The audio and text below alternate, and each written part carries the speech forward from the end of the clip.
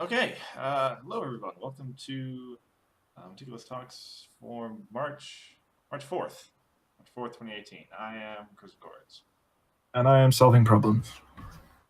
And yeah, after our little aberration in the schedule last week, we're back on to the regular schedule, I guess. That's the way to say that. Yes. This time with, well, we're going to talk today about, well, I guess honestly, to introduce it properly, this last set gave us a lot of things that we wanted, funnily enough. A lot of things that I know I thought might have been a long time in the offing, or perhaps never came, but no, it was actually pretty good. So, because now we apparently are the shadow management of Enterplay, we're going to talk more about what we'd like to see. The developmental milestones for the future, yeah.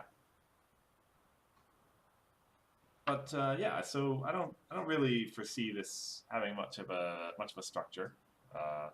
Just No. another sort of low key kind of conversation. I mean, roughly, I suppose you can divide it into like what we'd like to see for flavor reasons and what we'd like to see for actual gameplay reasons and such. But I assume we'll just kind of meander back and forth between the topics as necessary. Yeah. Anyway, I suppose I could kind of get it started by saying that, well, I've said this before, and it hasn't happened yet. I think we still need a dragon theme set. Something to, well, because the dragon keyword still doesn't mean anything, right? Well, it means it's not any of the pony races. I suppose, yeah. That's what it means. Sorry, but yeah, as of it's not right a keyword, now, it's a trait, but yeah. the dragon sort of, what is it? Trait. They call it traits in this, even though I just call it type. But yeah, the dragon trait right now may as well just be the same as ally, which is just stuck on like a tree, a balloon, this. So it's kind of sad because I like the idea of dragons having some sort of synergy. Mm-hmm. But I feel like the way you could take dragons rather than having something like teamwork or things like that, I feel like having a theme with dragons where they have resources that help dragons and dragons that care about resources would be kind of cute because the idea of a dragon horde. Right. Yeah, that's okay. Yeah, that's pretty good, honestly. And we have plenty of flavor reasons. And we already have a great tribe leader to talk about, who got herself an ultra rare already, but needs some more, I think. Yeah. Also, like, do we have a staff? The staff that Spike has to win for the race. Like, come on, how is that not a card as soon as it was in the show? Like, that feels like a massive missed opportunity. Yeah, that's the classic sort of, I guess. Well, yeah, you would have that as some kind of resource. Probably, I would say it could be an accessory that you have to attach to a dragon.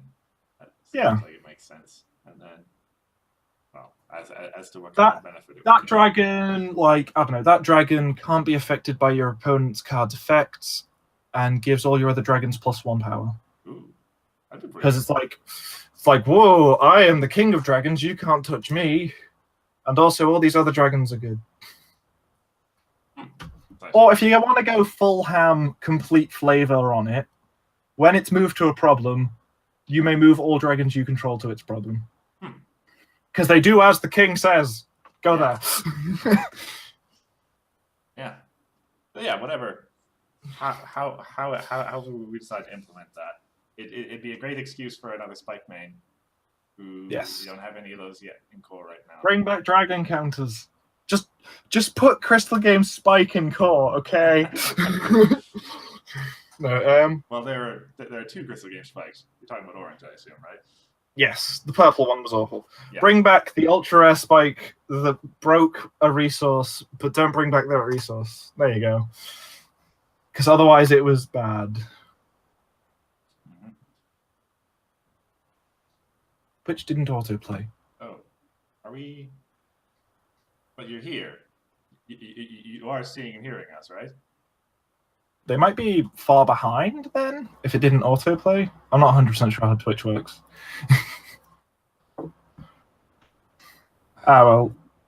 I mean, if it's a thing that happened on Twitch, I don't think there's a lot that we can directly do about it. Yeah, I guess not. Oh, I see. Oh. Okay. Right. I'm not sure what you mean by midway. We didn't say anything particularly important off the start. Early on. Did you hear that we're talking about things we'd like to see in the card game? Because that's like the only substantial thing we said near the start. I suppose I should just give OBS a little bit more time to buffer. Well, there we go. They now know. Okay. They didn't initially hear that, but now everyone knows. Okay, I started mid-tracking discussion. Great. Thanks. So yeah, that was the. So let's summarize what we've said so far. So we are talking about things we'd like to see. You said a dragon-based set. We talked about random things like the staff from the episode all about the dragons and how they could work. And then we got onto the fact that I like the Crystal Game Spike with dragon counters. Heck, you can make dragon counters a theme. That would actually be pretty cool. Yeah. And to be fair, that's one of the things I wanted to say. There's a massive focus on +1 power counters now, and I'm like, dude, what happened to all the other types of counters? I want more just not only power counters. How many, like, all of those counters were from the Crystal games, weren't they? Pretty much. Almost, like, yeah. I can't think of others, but there's like dragon counters, postage counters. Yeah. They did a few random counters, and I'm like, I want cards that have counters that maybe don't just give power, but they do some sort of escalative effect, or you do things to get counters, and the more counters it does something.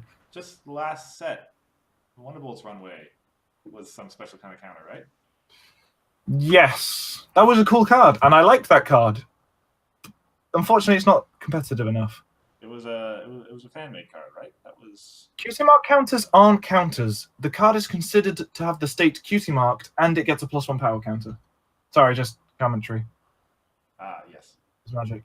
As far as I know, like, well, cutie mark is a state of being rather than a counter, but you probably use a counter, or is it? I'd imagine that, like, kind of like how exhausting is that technically supposed to work. Oh, I see.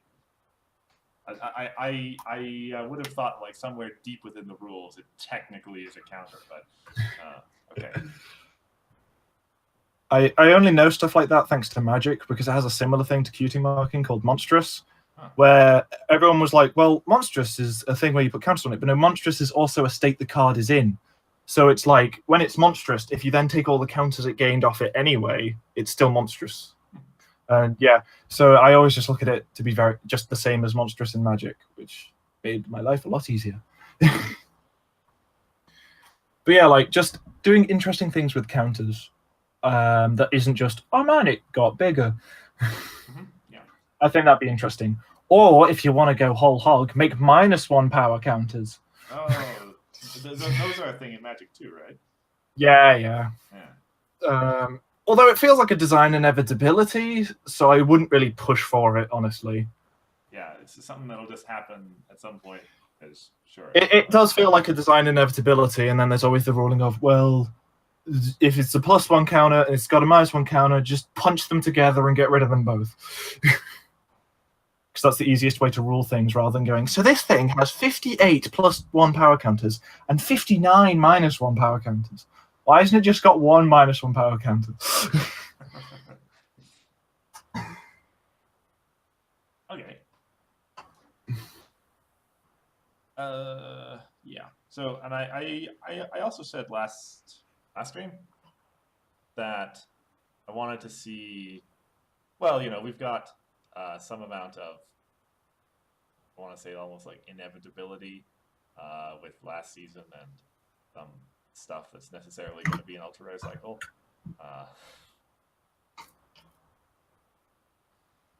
I'm trying to be subtle. Did you get the point that I was making or not? No, I'm gonna stay oblivious on purpose. Go on. Oh, I see. Well, to be fair, I actually haven't finished watching last season yet, but I'm reasonably certain of what the season finale was like, because you can't ignore that kind of crap. But there are, and this is kind of why I'm being vague, because I'm not entirely sure what I'm talking about.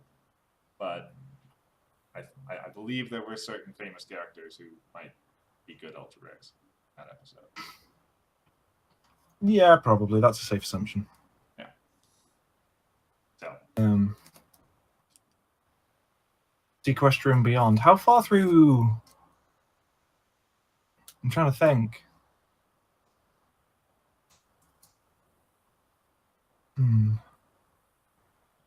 But yeah, that obviously that is a clear ultra rare cycle, and it'll be a cool troublemaker. Mm-hmm. That's for sure. But honestly, the thing I think would be an interesting design thing is one of the MacGuffins in the episode, because just naming a MacGuffin isn't that much of a spoiler to you, is Pwnehenge. Sure. Which is obviously a pony version of Stonehenge. Oh, by the way, don't worry about spoilers. When I heard the name, made me kind of want to die, because that is such like an easy way about going about it. But oh well.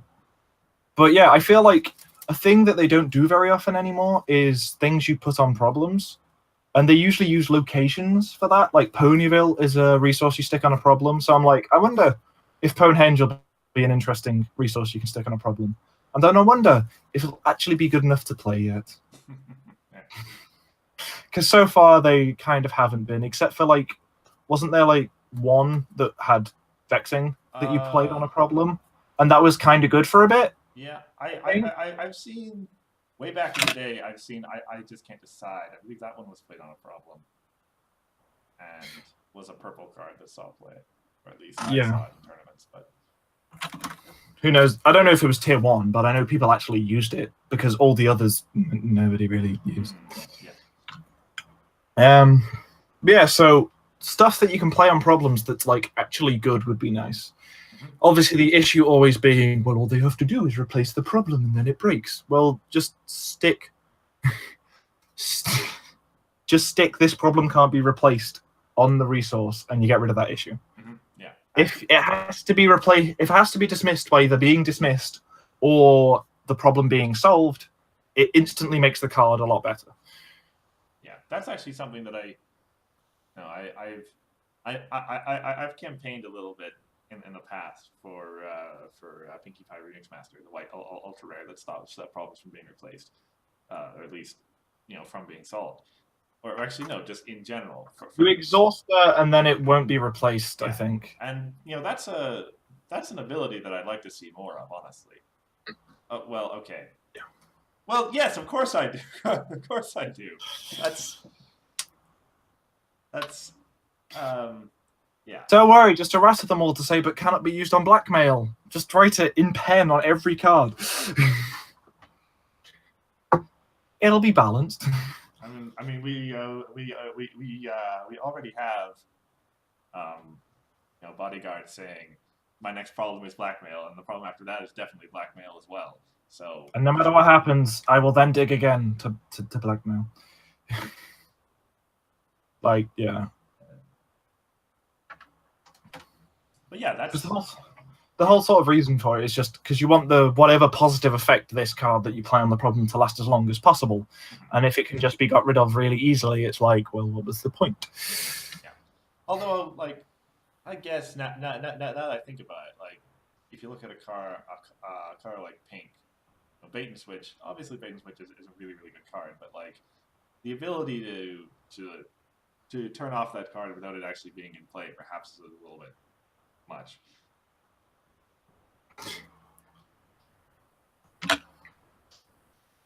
Anyway, that's all that I have for sort of like flavor and design. Well, I have. Please do prismatic again. Please do sort of the Crystal Ponies synergy concept again, because it's a really cool idea. but it just wasn't executed perfectly. Mm-hmm. Yeah, we could have... My suggestions for how to make it work: vanilla 2 for 2s that are crystal. Yeah. No awkward 3 for 2s that gain something, because they weren't good. No. A colorless crystal pony friend that has prismatic, and that's it. That would be kind of cute. Also, just what was it? Another thing. A main with prismatic would be really fun, and it flips if it has enough colors or something. Oh. That would also be really fun. Crystal main. And just stuff like that. Like, honestly, Crystal Games has some really cool concepts, like teamwork. That's a really cool idea, but most of the cards were bad, and the ones that were good were like Applejack, and I guess the Sorin at common I saw used a few times in my locals, and that was honestly pretty devastating sometimes. Right.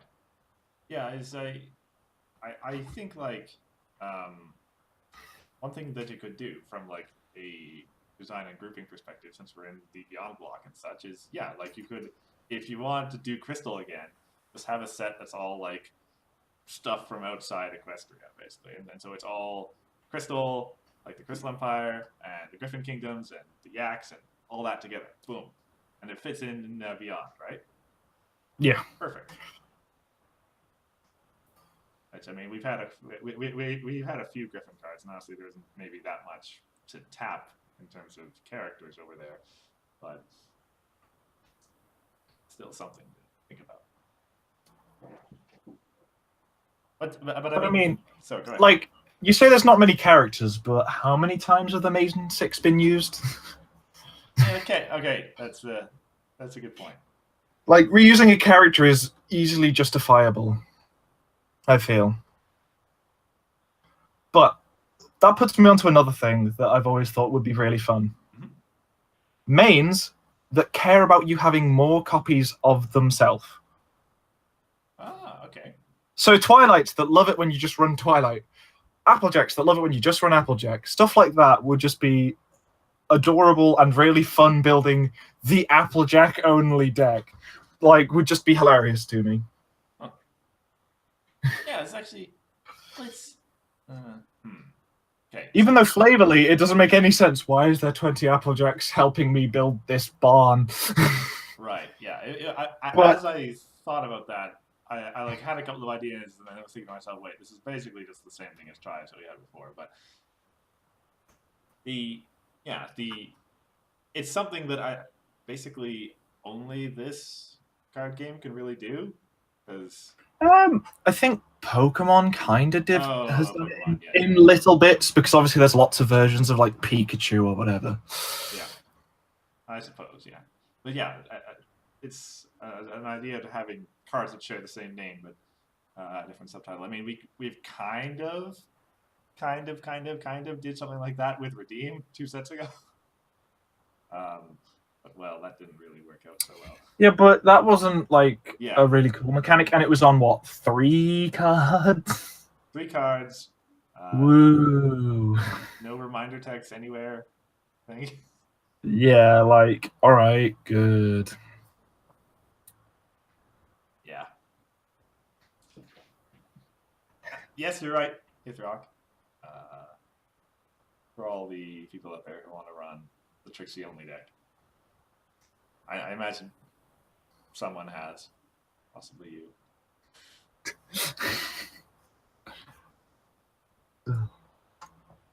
Let me take a quick look at your card here, Grandpa's. Cost 3 pink, 4 power.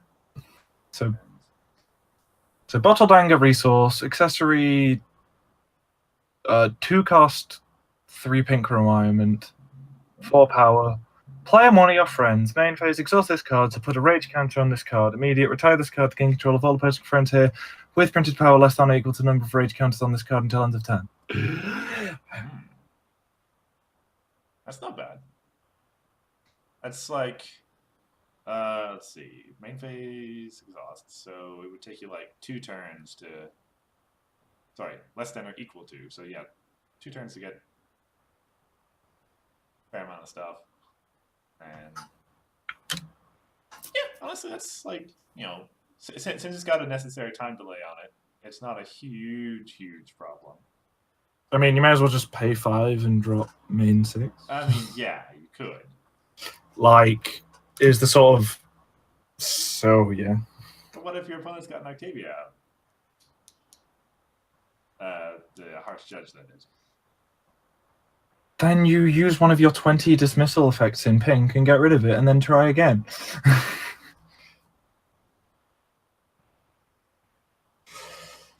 Yeah. Because if you're relying on only 2 resources of dismiss when harsh judge is clearly in the formats, you need to edit your deck a little, I feel. Yeah. But anyway. Because, like, for example, when I'm playing the pink-white, there's so many times where they go, I name a party of 1, and I go, cool, I dismiss the Octavia. Go? And they're just like, oh, okay. Yeah, okay. Fair enough. I suppose the point is to say that it's a fair card, if nothing else. Yes. Actually not a joke suggestion, which is so strange. Eh? That's actually true. That's a good point. This proposed card is an immediate effect. I mean, technically, main 6 can be immediate if you play Philly second first and are willing to spend 8 Or, to be fair, what's the wording on main 6? I can't remember. Is it when you play this card or when it enters play? It is when you play, and thank God for that. Oh, okay, cool. Because I was going to say you could just portal it. Lol. It is a very good thing that we cannot portal that card. Yeah. But you can Captain Jack. Yum. Yeah. Right. So, another thing that I wanted to talk about was from a more mechanical standpoint. I'd like to see White get some sort of big direction put onto it. Like I built a deck just this past week that was like White Yellow Octavia, and I spent a long time looking through the set of cards, thinking like, okay, like what do I want to get my White Rec up for? What cards are there and I actually want my White Rec for? And there was Plaid Stripes 1. But besides that, there was like nothing that really fit the style, right? I feel like White right now has a lot of cards that are really, really great at doing one specific thing. It's like, I want to get rid of Troublemakers at Muse-B. Oh, there's Kraken Cage, card that's perfect for that. I want to, have an answer, banish stuff that's big. It's going to work. Great, answer for that. But so that's kind of like why White's an amazing secondary color, because if you want to shore up specific weaknesses, it's basically probably got the tools that you want. But there hasn't. It's been a little while since White's had a big direction that the primary White deck can take. It'd be nice to. I don't know which direction you take it per se, but precisely to do something with that would be nice. Mm-hmm. It is a weird one because White kind of has its identity, but it's so much more vague in comparison to everything else, I think is the way to put it. Mm-hmm. Because it's like, well, when I want to be aggressive, it's super temporary. I have a lot of temporary buff stuff. And then when you want to be controlling, it lasts forever because you banish it. Yeah. And it's like, both of those aren't really solid feeling. Because obviously, say, in blue, you've got this sort of very heavy focus on competitive and sort of, I can win face-offs, I can move things easily, and I can frighten things. And that sort of is much sort of easier to hone in on. Mm-hmm. Whereas White's like, I'm good at recurring things sometimes. I'm good at banishing things, and I'm good at giving temporary power buffs. And it's like, do any of these even fit together? Yeah, that's. And it's like, Yeah, that's perhaps kind of the other thing that, like, yeah, as you say, blues focus on getting extra power and moving stuff and fighting stuff. That's all sort of tempo. Yeah, like we know that fits nicely into the aggro package, and purple with getting extra AT and stacking your deck and all these excellent disruption effects. Hey, that all fits nicely into control pretty well. And yeah, as you say, white doesn't really. It's got we've got recurrence, we've got banishing, we've got showy, which we haven't seen for a while, but it's still been a thing. And we've got temporary power. Yeah, and it's possible that some we just haven't seen the deck yet that knits them all together somehow. But R&D sat there on its pile of white cards, laughing maniacally on this deck that we just haven't figured out. But I'm doubting that, because often there's not these decks that the developers make that are magically somehow better than this large group of people that are much larger than just the R&D team can come up with. Yeah. And so, yeah, we'll have to see. And, part of that, to some extent, perhaps, lends itself to the question, the thing which has been brought up. It's correct. White has, White has the taxes stuff as well, which... Yeah. But, it's never felt like a solid theme, because a tax effect kind of always feels like it needs to be rare or higher. And you can't have a colors theme be rare or higher. Is the sort of solid concept in my head. Because, yeah, you can print inefficient white banish effects at common and uncommon, but even if it's an inefficient tax effect, it still feels difficult to print it below rare, if you get what I mean. To some extent, I think I can. Yeah, it's true. If you loop showy in as a tax effect of sorts, then. But in comparison to lots of other tax effects, it's so easy to get around. It's sort of the issue with showy. Yeah. I guess, or a tax effect that can be non-consequential. Because hey, if showy was in a game where, when I first read the rules, I thought you had to play to home and then move things. If showy was in a game like that, it'd be an incredibly good tax effect. But unfortunately, it is not. If we could get white cards that prevent your opponent from playing to problems or something, I don't know if there is things like that. There probably is, but they're probably not very good. But really, good versions of that, a white deck that uses those and showy together sounds cool. So I know there's the Caitlyn from Crystal Games, the main. So you've got which set was it? Some little while ago, super rare DJ and Octavia. You get a unicorn token whenever they play to the problem. But that's not a prevention. I don't know. People are getting more scared of unicorn tokens. But it doesn't prevent. Yeah. I guess is the way I look at it. And hey, if it's like, man, I'm going to start a double face-off, and then they're going to dismiss them to home limit, it's like, yeah, they got one action token because I played a friend there. Who cares? Well, yes, the card didn't see play, or at least didn't see play from my. And whenever I saw anyone running it at tournaments, I just kind of ignored it and then won anyway. Unfortunately, even though as soon as I saw it, I did get a playset thinking it would be cool. It never made it into anything because it unfortunately just doesn't do enough. You may as well run the removal for the thing they played than trying to showy / get a unicorn from it. Is kind of the best way to look at it, I think. But yeah. Taxing effects being expanded on would be interesting. But also, another big issue with effects like that is, oh dear, we made it too good, is a very easy scenario to just end up in. Yeah, we had... Yeah, it's like messing with your opponent's... Council is still probably one of the most powerful cards on the ban list, for a reason.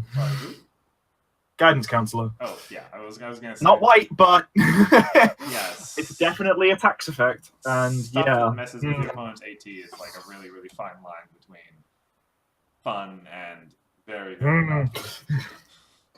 Yeah. I brought this up in a private conversation a little while ago, but I thought it would be nice for yellow to have a sort of essentially an opposite of burst of speed. It was like doing a face off, your opponent loses like some number of AT, and then they get it back afterwards. I don't know. I feel like you could print something that costs 1, and you just just -3 your opponent on action tokens. Well, so long as it gets banished afterwards. Yeah. Like, obviously, prevent recursion, but it's just like, bang. No. Because obviously, with any effect that tries to negate, like, that way, or even positives you on action tokens in a big way, if it's a one-off effect, you just have to banish it. And obviously, you have to make it so that we can't unbanish things. And honestly, one of my wishes is not anything that lets us pull things out of banish. It seems like that's... So perhaps you can enlighten me a little bit here, because you know more about Magic than I. It's more from Yu-Gi-Oh, honestly. Yu-Gi-Oh thing, okay. Where Yu-Gi-Oh even uses the term banish, but it's just like, man, banish is just an alternate version of the graveyard for some decks, and it's like, why? What's the point of it being called banished then? Let's see, okay. So it's like, leave banished to be this thing that you can't access. In Magic, they've done a pretty good job of like keeping it special. There's like 2 cards you can cast while it's in the exile zone, which is their equivalent of banished, and like 5 cards in the entirety of the game's history when it's 25 years old this year that can get stuff out of it. And I think 5's an overestimation because I've only ever used 2. So yeah, it's like keeping the secondary graveyard type zone as a place that can't be touched. Please do. Yeah, I totally agree. Because yes, because honestly, in Yu-Gi-Oh, it sometimes feels like it should have a 3rd one called Mega Banished, and literally nothing interacts with it or something. Yeah, no, it's really a good idea to have something that, yeah, as you say, it's gone forever. It's not coming back, so that you can have those one-time effects and stuff that really gets rid of stuff, as it were. Like, yeah. What was the card?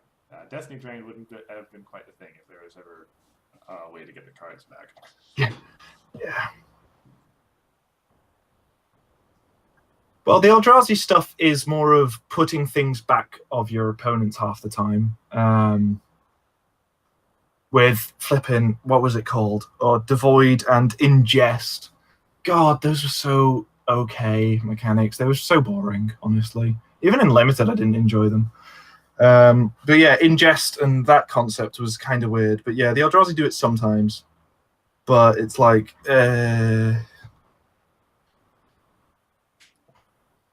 honestly, like, Battle for Zendikar was a bad time to get into Magic. The best way to get... No, obviously, I was about to say the best way to get into Magic is to play Unstable, but no, you have to understand everything about Magic to play Unstable.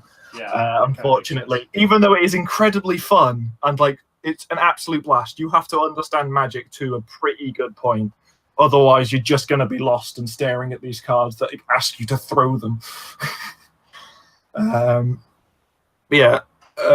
I think, and my honest answer to anyone who's trying to get into Magic, they're bringing core sets back soon. I don't know why they got rid of them, but they're bringing core sets back soon.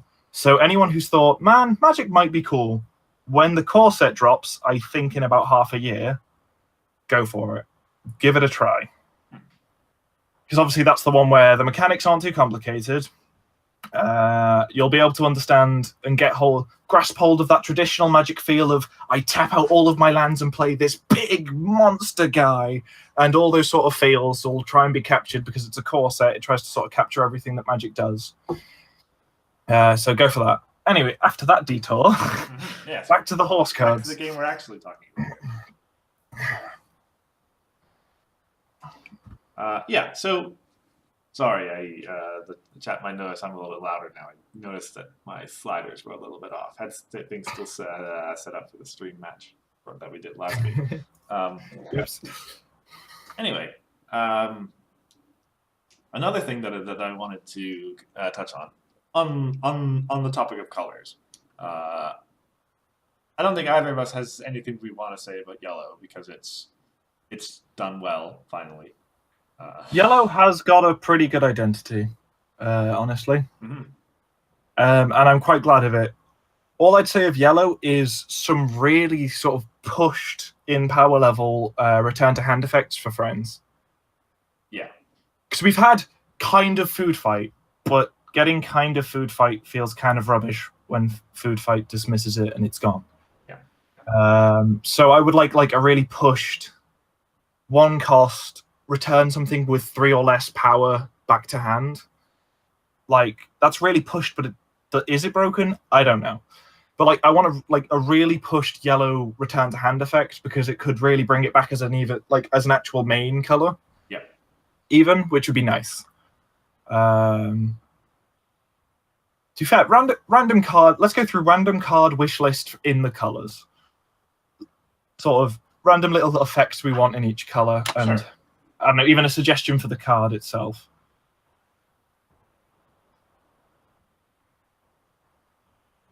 You got anything? Because I just suggested one, and I was like, do you have anything? Sorry, I assumed that you were going to start. No, I thought because I just suggested one, I'd let you go for it. You just suggested it, yeah. Let me see here.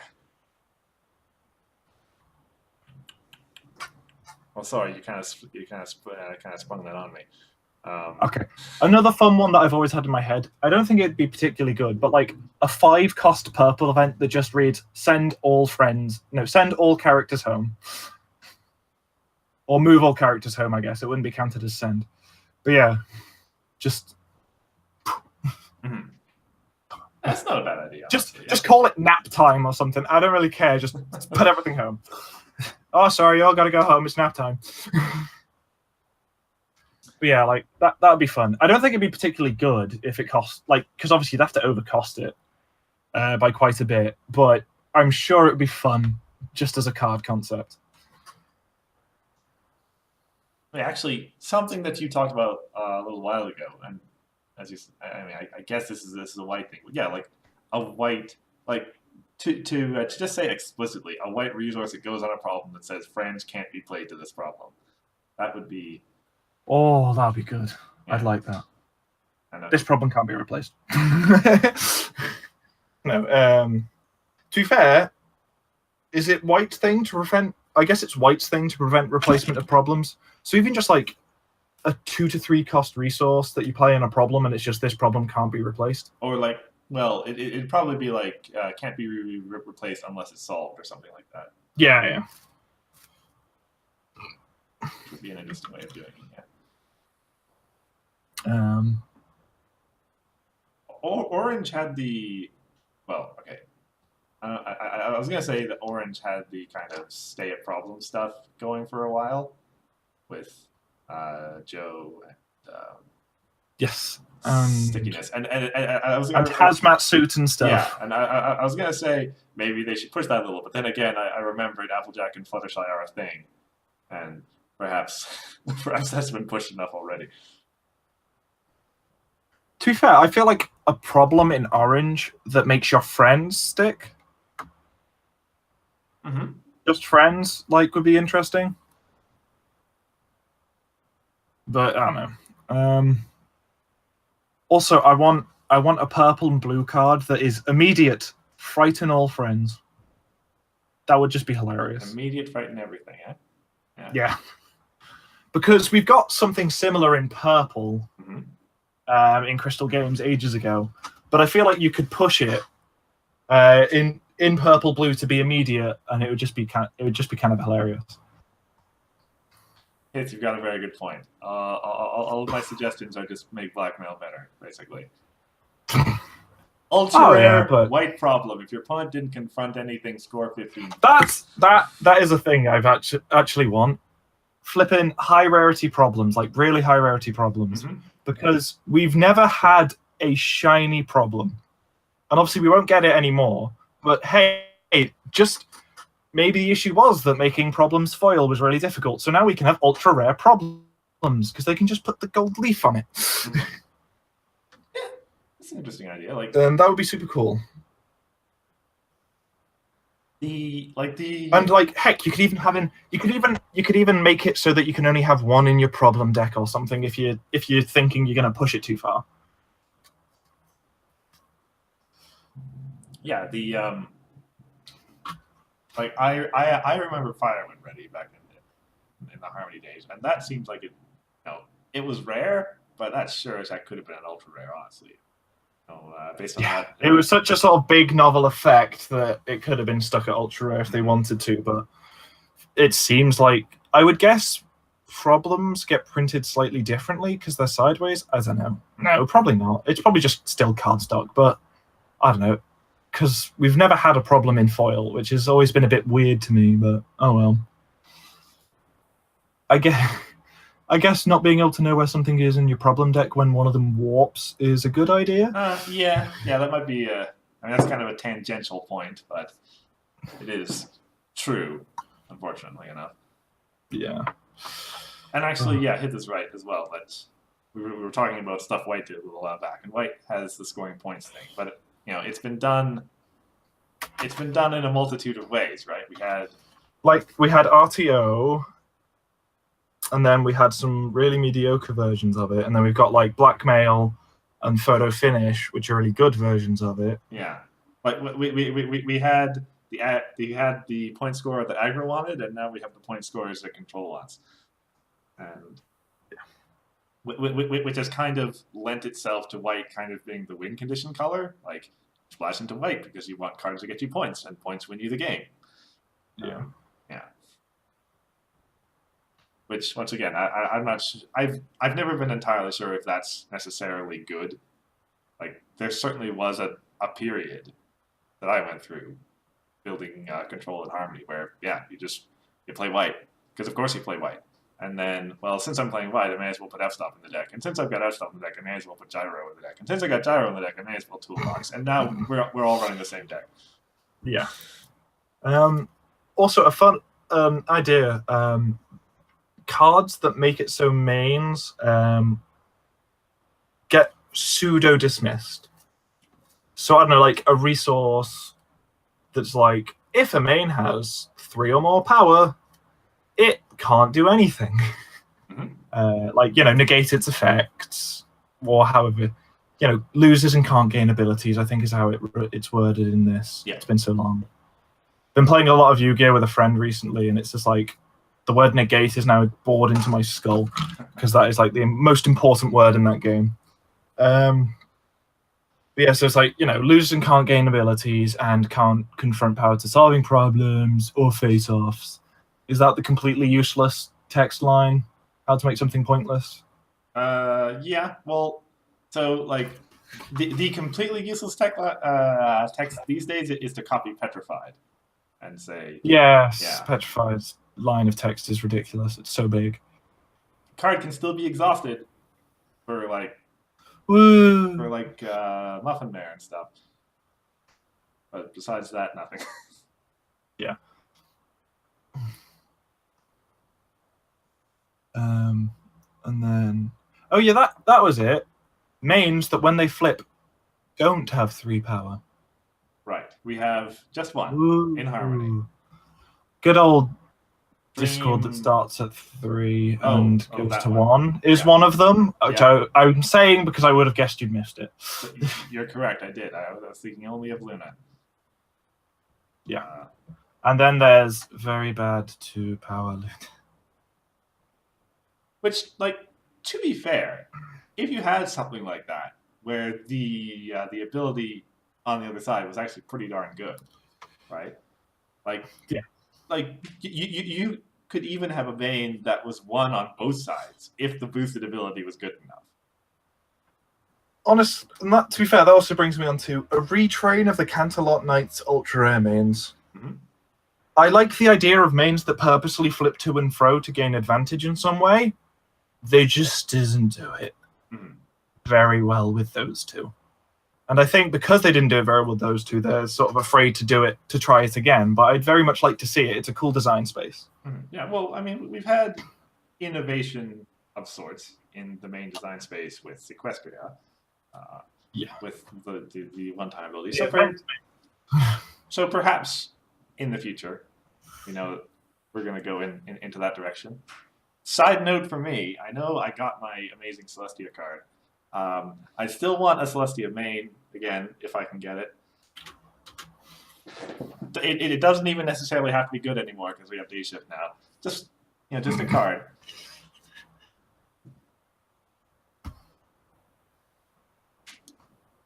But yeah, obligatory. I want more Celestia out of the way. Fair enough. Yeah. So something else I wanted to say was blue. Actually, what was a color that I wanted to see a little bit of work done, because transitioning from colors that don't have identities to colors that have amazing identities, blue has had this identity for a very, very long time, and of being the fast color of sorts and having the frighten and such, and with it to some extent having moved out of the zeitgeist a little bit in Seaquestria, right? It's not as much of a color now as it was last set, at least so far. Now would be a great time to perhaps take the color in a slightly new direction and see what you can do with that. If, like, 2 sets down the line we have a blue control deck, that would be amazing. It's actually good. Yeah.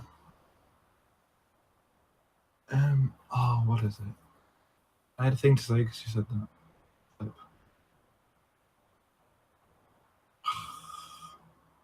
I hate it when ideas just out of your head. That's it. I'd like Orange to be able to do sort of bailout effects more often, because we've had a lot of just it exhausts, but exhausting is good when it doesn't ready next turn. Yeah. And that sort of feels like what a lot of orange cards are missing. Because imagine how good something could be if it was like, when you confront this card's problem, exhaust an opposing friend, it doesn't ready during the next ready phase. My goodness, yeah. If that would be like, whoa, that's good.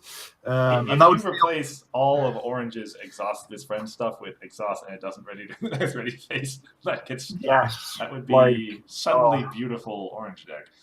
Yeah, because I do kind of like the design space of exhausting things to win face-offs, but as has shown itself, it's not that great. The thing that is great is bailout type exhausting, where it lasts that extra turn that makes it great.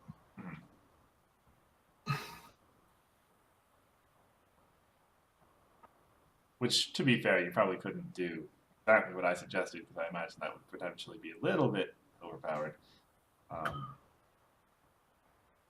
No. You definitely have to tweak requirements on these effects. Yeah. But, yeah. Yeah, that seems like, that'd be the kind of stuff that's sitting at 4 orange. It's like, you go seriously into orange, and you get this amazing ability to block out opponent's stuff right away. Like, Lasso Champion. I love Lasso Champion as a design for a card. It's super cool. Like, a small Lasso Champion, but with a really high requirement, I'd be totally behind. Yeah, actually, Hith brings up a good point. That's very similar to Distracting Cheerer from Crystal Games. The card that was just like, wow, this is exhausted, everything, all your opponent's stuff has -2, but it didn't have a way to exhaust it right away on the card. Oh, the pinky cheerleadery one. That's a cool idea. That's a really cool card. I did like that card, but I was like, but you can't do it. Oops. Yeah. Even I tried, because a friend pulled one, and I was just like, oh, can I borrow it and see how this goes? Even with Vittle Stand, it was like, oh wait, it just doesn't go off enough, and it was a bit clunky when you did things. Yeah, sorry. It's one of those really cool cards like that. It's like, oh, you look at that and think, oh man, now how can I maybe get that to work? Kind of a very Johnny card in that sort, I guess. But just to have more in that space would be nice. Yeah. Yeah, and as you say, I don't think there's anything in core right now that has a while exhausted effect without a exhaust this card to do something effect on the same card. Oof, I don't even know. There's stuff with stubborn. Yeah, I still get to do things. That's my effect. Yeah. yeah, that would. Also, an idea I like is updating old mechanics to be good. Mm-hmm. So, like, have random, but you put a number on random, and it's like power of up to that high you can replace. Yeah. Actually, how's about imagine a card with random 7. You'd flip it and it'd be like, but do I actually want to replace this? Mm-hmm.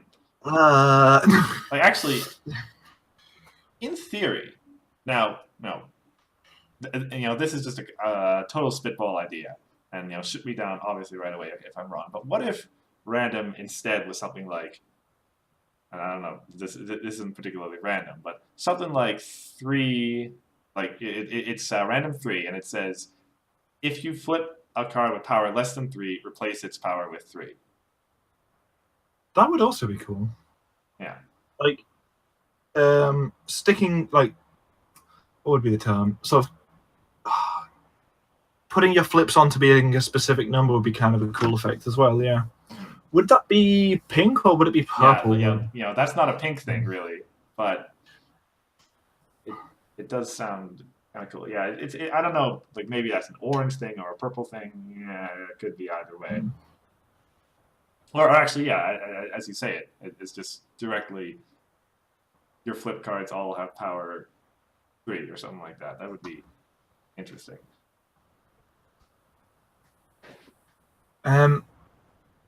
Also, on risk of them being really good, though, more chaotic effects, because we haven't really seen much of it recently. It would be understandable if Interface kind of shied away a little bit. Because it's very strong, but I feel like I like the idea of it's like, oh man, this thing has 1 power, but yeah, it's that's always been kind of nice to me. Yeah, it's possible that really that's been held back essentially by the fact that Doctor Who's exists essentially. Yeah. Like it's and like obviously Meticulous and being able to manipulate stuff on top is good, but I like the idea of like really small effects with chaos. Like imagine a yellow friend. It's a 1-for-1 critter with 1 yellow requirement, but it reads chaos. This card gets +6 power. So it's like, man, it's a 1-for-1 in hand, but it's a 7 flip. Woo! And like use chaos to make it so that these decks that need to be aggressive and low on the power flips can at least try and do something against the control face-offs. Because in a lot of cases, it's like, oh, I flipped 2 and you're control, so you flipped 5 and I lose. And things like that. And obviously there's exceptions to that, but when it comes to the statistics, that's often what seems to happen. Yeah. Because of obviously how you have to run the deck. So I like the idea of just cards that manipulate their power based, like, just for the sake of it'll help out X to do a bit better in Y situation. Or chaotic effects that's like, it's not even that strong, it's just like, gain an action token. Oh man, it only flipped for 3, which is bad in control, but I got that token. That's nice. Yeah. And like, just smaller effects, because a lot of chaotic effects have been really big and sort of go big or go home feeling, but I would like cards that are just, they're okay, they're not bad, You could definitely see yourself running it in your deck list, but also it has chaos. Do this minor thing that helps, because it'll just give these cards that could have been easily playable like this little bit of extra value, and it'd be nice.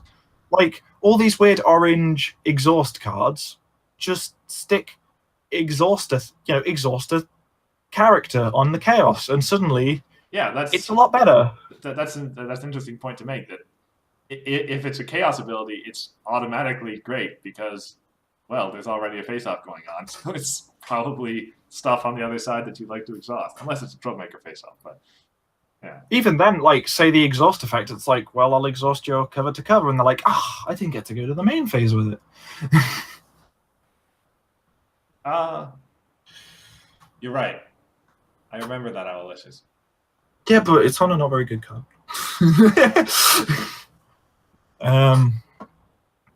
Yeah, like just sort of do more minor chaos effects on cards that are already fine. I just kind of like that effect. Like I like that idea. Yeah.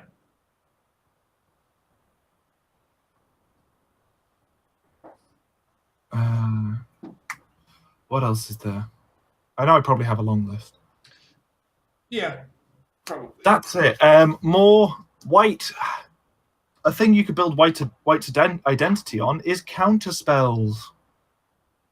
Because we've got like what, three or two cards that actually do that, and it's like we've got Wake Up Call on Artavia right now. Yeah. I don't believe there's a third. Oh, there probably is, and we're forgetting it, knowing us. But yeah, I'd like the idea of white having negation effects or counter spells, I guess is the best way to put it, is neat. And I honestly really like the original format that Wake Up Call has, where I guess it's kind of similar to Hearthstone, where it's like, they played a secret. I can see this coming. And so like having the sort of, I play this resource, that means I can stop you from playing a friend, because instead it'll just go straight to your discard or whatever. Yeah. And like sort of the being able to see it happen is nice to me. Yeah, I mean, so from someone who hasn't played a whole lot of Magic, and I know you have, like, Magic has a lot of the blue instants that stay in hand and say, no, you didn't do that, right? Yeah. Yeah. Counter spells have been a staple since the first set of Magic. And honestly, they're one of the it's one of the biggest reasons why the game can always stay balanced in lots of cases. Right now, they've done a few wrong things and it's not quite worked out. But in general, one of the biggest reasons why the card game could stay balanced very easily is because, you know, that really strong effect? No, was just always a possibility for that really strong effect. So who cares? I guess, yeah. And like sort of being able to have the capability for certain decks to just sort of say no, I'm okay with that. Even if it isn't the most efficient thing ever, I think some people would pay 4 action tokens so that the Captain Applejack didn't even try to enter play. Yeah. And things like that. So it's like, yeah. Yeah, there's certainly a possibility for that to exist, yeah, as something that's in play. Like, as you say, currently we only have it for events, but something like that for friends would be an interesting way to think about the game. Whether, yeah, it's white. Almost certainly it's white, but yeah, that doesn't seem like it would be too disgusting if it were to exist. Yeah. And I think this one's just a stupid pet card idea. A 6-color event that banishes a main character. I mean, the interesting thing is, like, obviously that doesn't work in the rules. No, of course not. It says main characters can't leave play. But when you think about it, like, if it's expensive... in the rules that basically says... little bit of brackets that unless a card contradicts the rules and states that it's doing it on purpose, basically. Yeah. It's like, obviously there are certain decks that lose really badly when they lose their main, but you'd still think, would most decks care? If it's incredibly difficult to do, is anyone going to run it? No. That's why I said make it 6 color, because that's going to be awkward, annoying, and clunky, especially if you put it like 4 requirements of each. I just want a card that just reads, "Don't worry, the main's gone," because that would just be so funny. Yeah, I mean, because I'm like, what, purple control deck? Oh man, I lost my Tempest that had no effect anymore, but it was a 3 purple requirement stick, I guess. Yeah, I guess it's that's the pony unset card, perhaps when it comes out,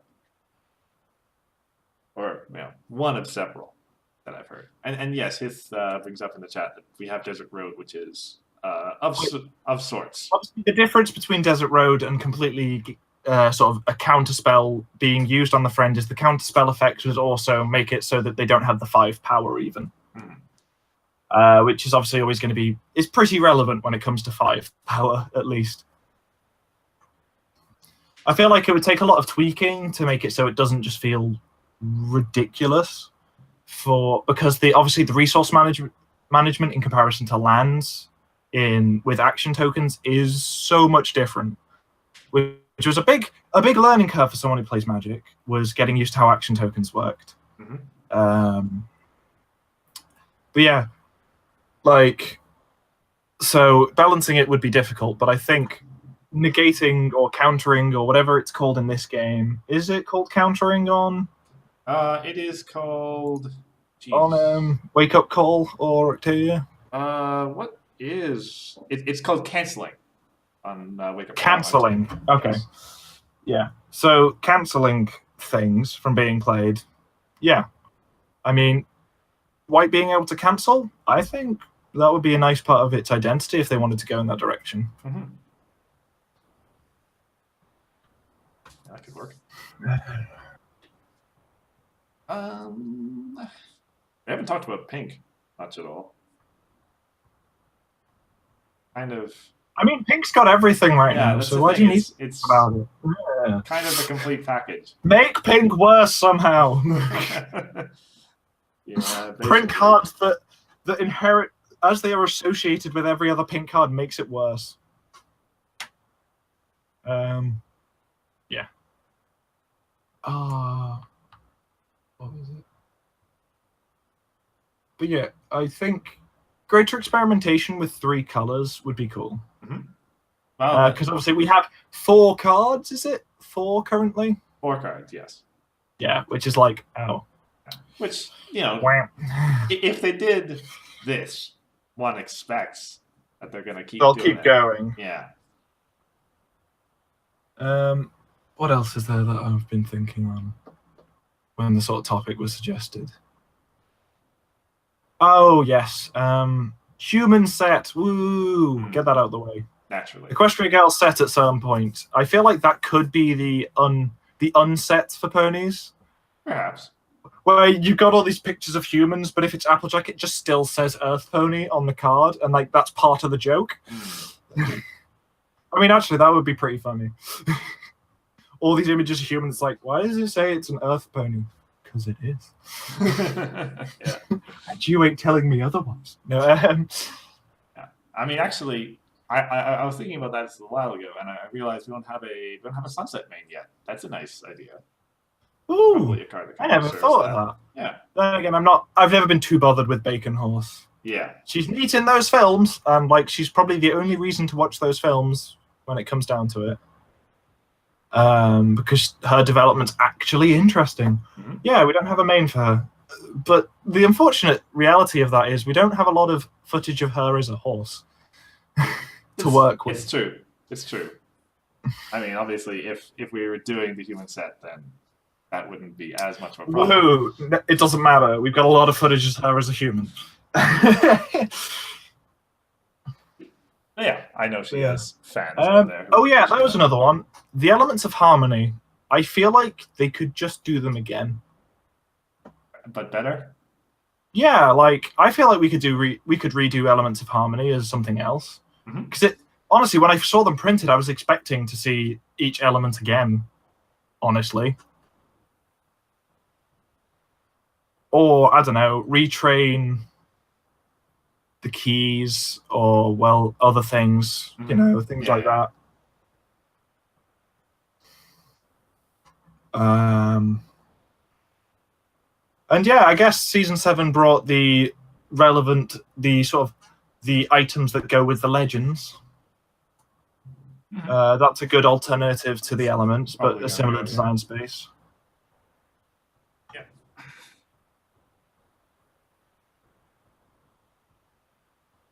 But yeah, they certainly like I think like the big thing that held the elements back was the requirement to have the particular character around. Well, they also weren't that great Well, yeah, most of the time, honestly. In many cases, they also kind of sucked. Yeah.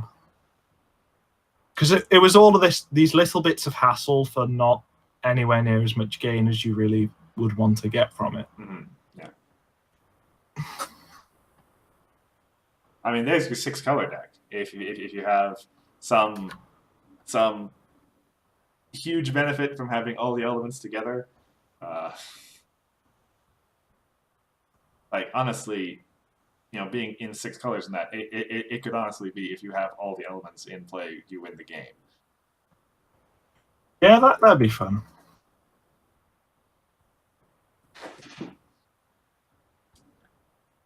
But anyway, I detect perhaps that we're getting a little bit tapped out on the topic,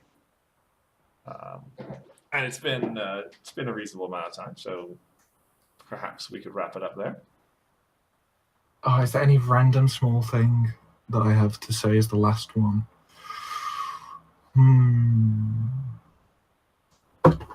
It's all owned by Hasbro. Let's put Transformers in the game. Well, I mean, we do need to elaborate on this whole transform thing.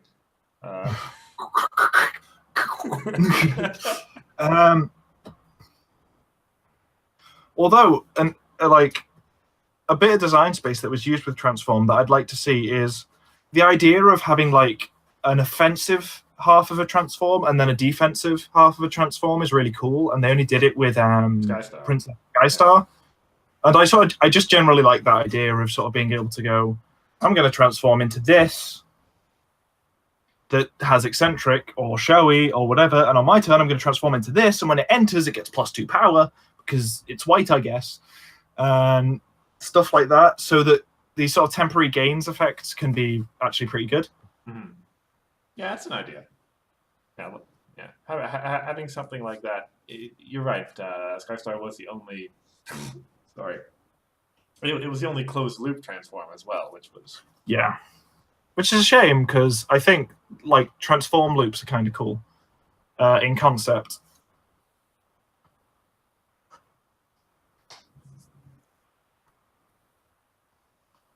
Yeah. So there we go. Yeah. There's an actual last suggestion, not Transformers. Right. Oh, all right. Well, I mean, that's. I think I've pretty much run out of things to say. Yeah, honestly, I'll probably think of 20 other things as soon as we stop the stream, but oh well. But in any event, we'll be. Oh yeah, the last one. A faster release, more clear and faster release schedule. Oh well, geez. I mean, that's not exactly, well.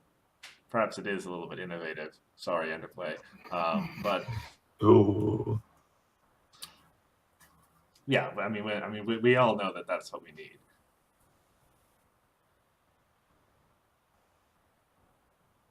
Yeah.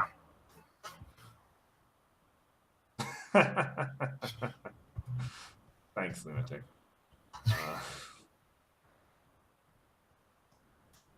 So anyway, thank you all for coming, for braving the early hour, except for you, Hith, because I know that you're in. It's not an unreasonable time for you at all. And we'll be back. Well, back onto our regular schedule 2 weeks from now. Yeah. Do have another slide for that. March 18th.